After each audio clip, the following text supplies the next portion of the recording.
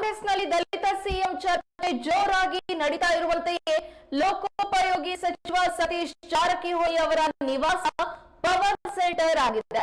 DK Suresh ಸೇರಿದಂತೆ ಹಲವು ರಾಜಕೀಯ ನಾಯಕರು ಭೇಟಿಯಾಗಿ ಮಾತುಕತೆ ನಡೆಸಿದರು. ಈ ಮಧ್ಯೆ ಬಿಜೆಪಿ ರಾಜ್ಯಾಧ್ಯಕ್ಷ ಬಿವೈ ವಿಜೇಂದ್ರ ಕೂಡ ಸತೀಶ್ ಅವರ ನಿವಾಸಕ್ಕೆ ತೆರಳಿ ಮಾತುಕತೆ ನಡೆಸಿರುವುದು ಇನ್ನಷ್ಟು ಕುತೂಹಲ ಮೂಡಿಸಿದೆ. ಬಳಿಕ ಸುದ್ದಿಗಾರರೊಂದಿಗೆ ಮಾತನಾಡಿದ ವಿಜೇಂದ್ರ, ಅನೇಕ ಕಾಂಗ್ರೆಸ್ ನಾಯಕರು ಹೈಕಮಾಂಡ್ ಮಲ್ಲಿಕಾರ್ಜುನ್ ಖರ್ಗೆ ಅವರನ್ನ ಭೇಟಿಯಾಗ್ತಿದ್ದಾರೆ. ಡಿಕೆ ಶಿವಕುಮಾರ್ ಕೂಡ ನಿನ್ನೆ ಖರ್ಗೆ ಅವರನ್ನ ಭೇಟಿಯಾಗಿ ಮಾತುಕತೆ ನಡೆಸಿದ್ದಾರೆ. ಸರ್ಕಾರ ಯಾವುದೇ ಕ್ಷಣದಲ್ಲೂ ಬೀಳಬಹುದು ಎಂದಿದ್ದಾರೆ. ಸತೀಶ್ ಜಾರಕಿಹೊಳಿ ಅವರೊಂದಿಗೆ ಯಾವುದೇ ರಾಜಕೀಯ ಚರ್ಚೆ ನಡೆದಿಲ್ಲ. ರೈತರು ಹಾಗೂ ಶಾಲೆಗೆ ಹೋಗುವ ಮಕ್ಕಳಿಗೆ ತೊಂದರೆಯಾಗ್ತಾ ಇರುವ ರಾಜ್ಯ ಹೆದ್ದಾರಿಯಲ್ಲಿನ 2 ಟೋಲ್ಗಳನ್ನ ಸ್ಥಳಾಂತರಿಸುವಂತೆ ಒತ್ತಾಯಿಸಲಾಗಿದೆ ಎಂದು ತಿಳಿಸಿದರು. ಶಿಕಾರಿಪುರ ತಾಲೂಕಿನಲ್ಲಿ 30 ಕಿಲೋಮೀಟರ್ ಅಂತರದಲ್ಲಿ 2 ಟೋಲ್ಗಳಿವೆ. ಈ ಕುರಿತು ಹೋರಾಟ ಸಹ ಮಾಡಲಾಗಿದೆ.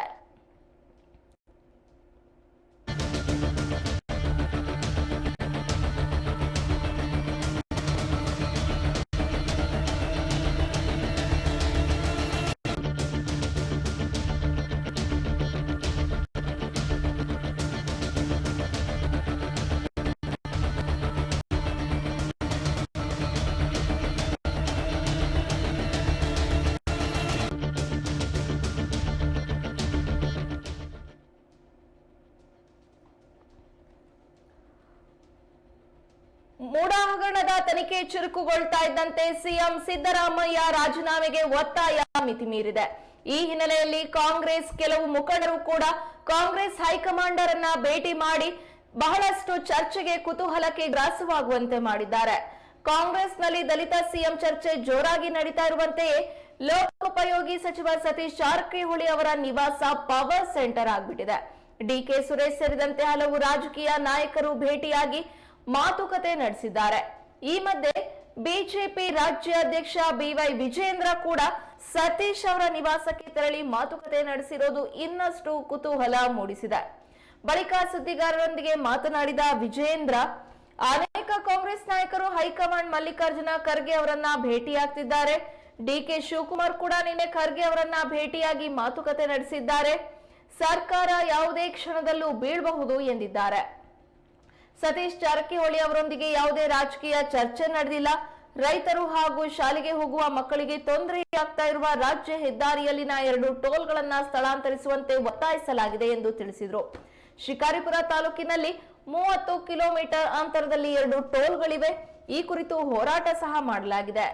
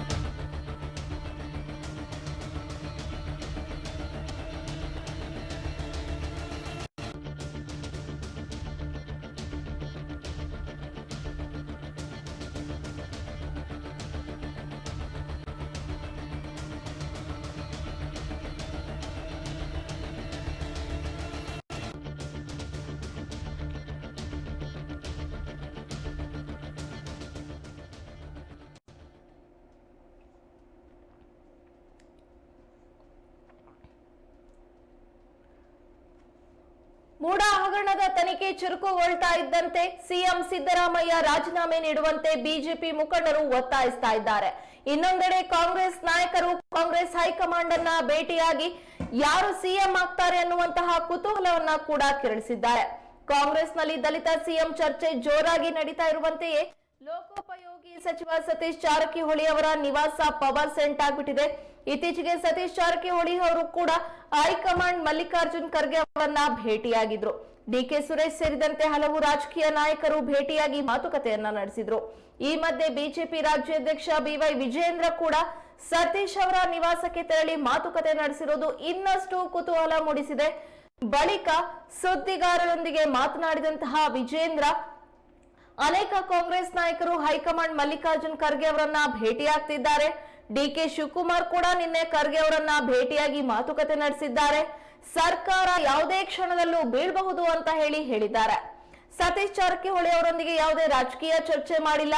ರೈತರು ಹಾಗೂ ಶಾಲೆಗೆ ಹೋಗುವ ಮಕ್ಕಳಿಗೆ ತೊಂದರೆ ಆಗ್ತಾ ಇರುವಂತಹ ರಾಜ್ಯ ಹೆದ್ದಾರಿಯಲ್ಲಿನ 2 ಟೋಲ್ಗಳನ್ನ ಸ್ಥಳಾಂತರಿಸುವಂತೆ ಒತ್ತಾಯಿಸಲಾಗಿದೆ ಎಂದು ತಿಳಿಸಿದ್ರು. ಇನ್ನೇನು ಎಲ್ಲರಿಗೂ ಗೊತ್ತಿರುವಂತೆ ಶಿಕಾರಿಪುರ ತಾಲೂಕಿನಲ್ಲಿ 60 ಕಿಲೋಮೀಟರ್ ವ್ಯಾಪ್ತಿಯೊಳಗೆ ಅಂದ್ರೆ 30 ಕಿಲೋಮೀಟರ್ ಅಂತರದಲ್ಲಿಯೇ 2 ಟೋಲ್ಗಳಿವೆ. ಆ ಟೋಲ್ಗಳ ಕುರಿತಾದಂತಹ ಸಾಕಷ್ಟು ಹೋರಾಟ ಕೂಡ ನಡೆದಿದೆ. ಆ ವಿಚಾರವಾಗಿ ಚರ್ಚಿಸೋದಾಗಿ ಹೆದ್ದಾರಿಯಲ್ಲಿನ 2 ಟೋಲ್ಗಳನ್ನ ಸ್ಥಳಾಂತರಿಸುವಂತೆ ಒತ್ತಾಯಿಸಲು ಅವರನ್ನ ಭೇಟಿ ಮಾಡಲಾಗಿದೆ ಅಂತ ಹೇಳಿ ವಿಜಯೇಂದ್ರ ಅವರು ಹೇಳಿದ್ದಾರೆ.